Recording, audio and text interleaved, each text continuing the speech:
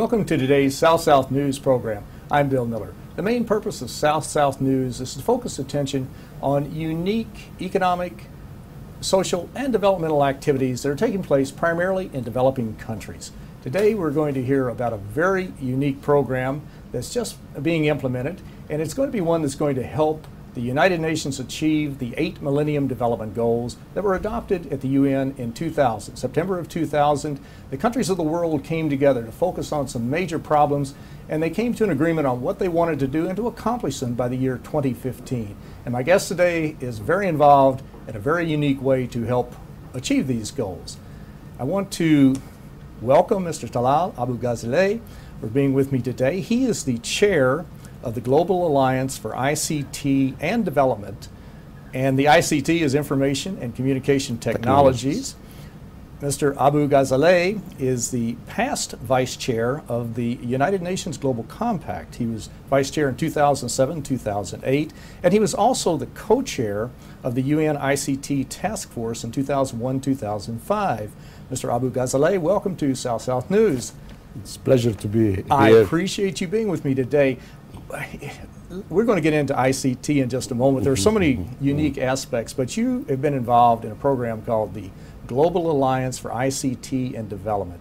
Gaid, G-A-I-D is the acronym. Yeah. Tell us a bit about what is the Global Alliance for ICT and Development. Let me say first how delighted I am to be in this program because I belong to the South. I'm very much a South person, not only by birth, but also by interest.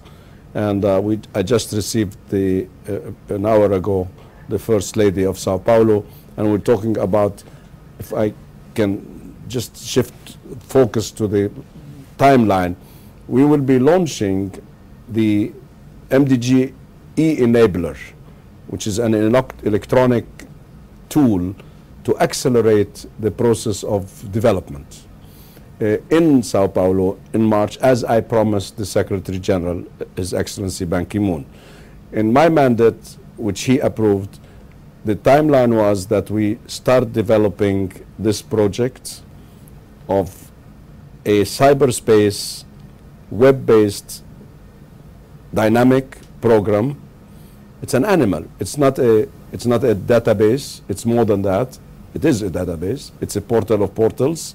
It's a matrix, but also it is a tool whereby development agencies, whether governmental, private, or civil society, can access it for free and can get the assistance they need in the best tools available for implementing development. So it is an action-oriented program and not just a general program. I'm saying this in introduction to show the focus of Gaid because you asked me about Gaid. Gaid, as the name says, is about ICT and development. ICT is an enabler for development. In fact, if you look at target 8F,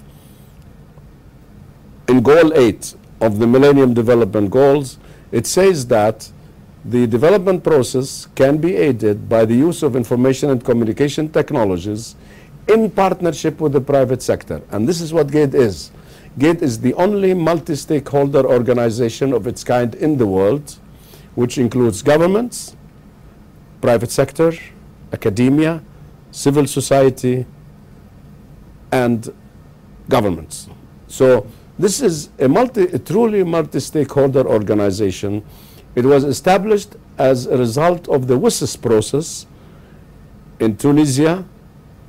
It was in 2005. The Secretary General of the United Nations was asked to establish a multi-stakeholder organization for ICT for development. And this is how it was born. Obviously, I was part of the earlier preparation because, as you mentioned, I was the co-chair of the UN ICT Task Force, which did the preparation for this global alliance, and and it helped give birth to it in the summit meeting of the World Summit on Information Society, WSIS.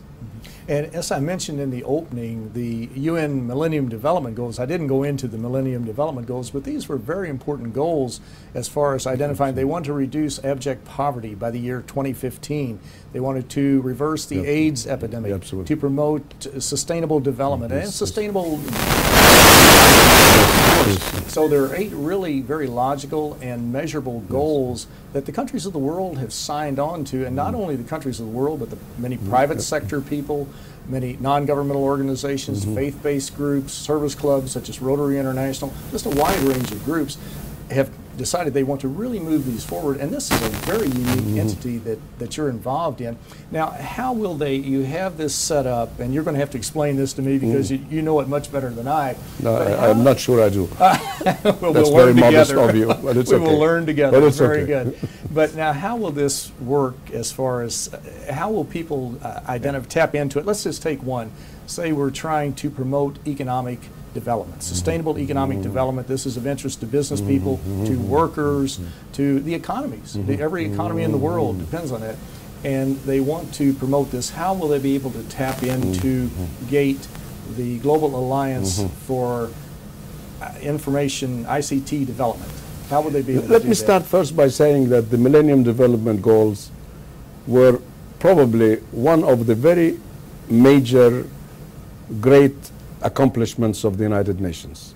One of the most noble decisions taken at the UN, which, and the great thing about it is that you don't find one person who would say, no, we don't want to achieve these goals. So there is unanimity, unlike the multitude and the majority of decisions taken at the UN. And that was also amazing that at the end of this PrepCom meeting, which we had yesterday and today, when we read the conclusions this noontime, it was unanimous. We did not have a single dissent because nobody would argue against the process of development in the wide sense of it. And we're not talking about only the Millennium Development Goals, because the world has to live beyond 2015. So we need to have sustainable development. We are now working towards that goal, but in the process we want to create tools and vehicles that can be used continuously, updated, developed, to ensure sustainable development for many years to come. 2015 is tomorrow. The world is not measured, life is not measured by years, it's by centuries and by much longer time frames. So in fact, we're talking about the new millennium. So we're thinking of millennium. It's a part of the name of this project is Millennium Development Goals. So we should always remember that what we're doing is not only important until 2015. It's important for the continuity of humanity. You mentioned economic development. That happens to be my field because I'm come from the business sector. What are the tools available for economic development? One of them is capacity building. Now, what capacity building? What we did is a matrix, and the matrix takes the targets of the millennium, each goal. In each goal there are targets, as you know. We take each target and we split it, we divide it into various sections. And then we look what is available in the best practice as tools for achieving an improvement in the process of accomplishing the development process in that sub target. So just to give a simpler example, because if I go into economics, it's going to be a bit complicated. Let me give the mobile medical service, for example. How many people die on the way in a car in the